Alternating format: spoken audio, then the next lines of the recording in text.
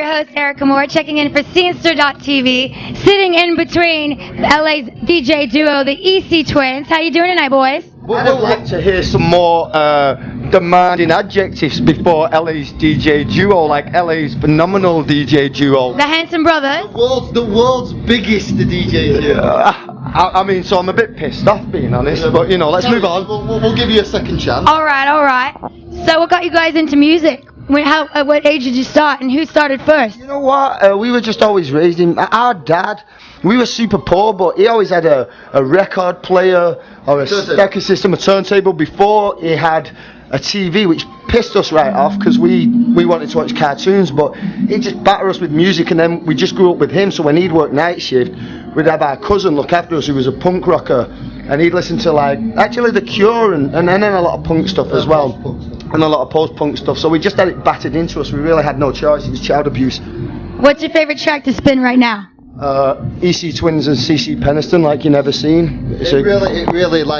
It is not just because it's our record, obviously. It really does work. You'll see us spin it later, and the reaction from the crowd is great. So I think CC's going to come and sing it tonight. Yeah. But Tiesto just picked up on it and played it on his podcast, and Sander Van Doorn played it on his, and Chucky. So it's really getting a lot of momentum outside of us playing it. And do you have any new releases coming out? What can we expect? What do we have? What's our next one? I think our next one's a Bass Clef remix called Make Me Forget, which we just shot a music video for yesterday. I hope people have a sick sense of humour and like Stormtroopers.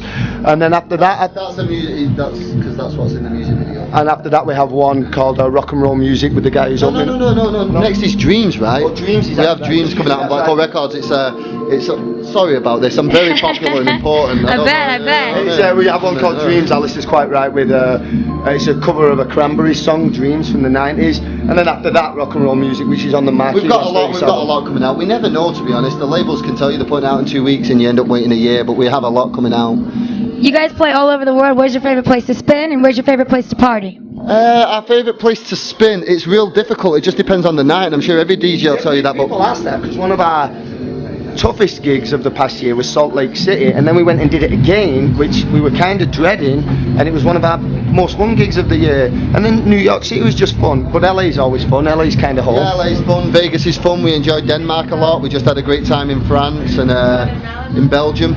We really don't know. It's all dependent on the club. I'm more interested in where we haven't played, like Australia and Asia. And we played in Asia. Well, we played in Asia, I'm sorry, but the places that we haven't played in Australia and Asia, in South and Central America, we've played in Guatemala and Mexico, but I'm more interested in the places we haven't spun, because actually all our gigs are just forming into one awesome night out right now. It's been like a career that really has just been one great night out, and it's never going to end until I drop dead, and that's pretty much it. So it'd be difficult. Well, you boys are quite charming, but I think the girls watching want to know if you're available, if either of you are single, and if you can manage a relationship traveling around as a DJ.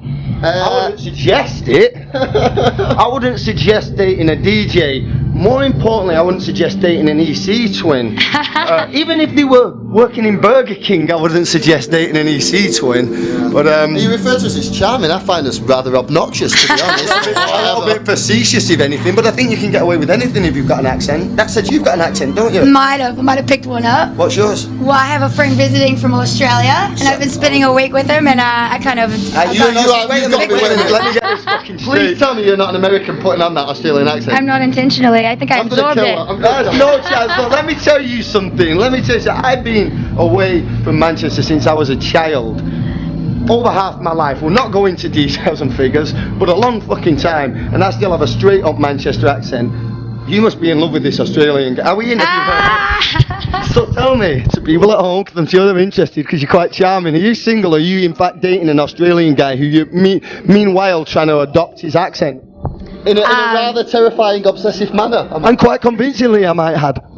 I'd like to keep that disclosed. Yes, she's in love with him, guys. So who's the good twin and who's the bad twin? We're both rat bastards. We're both horrible people. horrible. I mean, fundamentally we're decent. We've got our morals in check, but we're just assholes. I mean, I try to do the right thing in life, you know.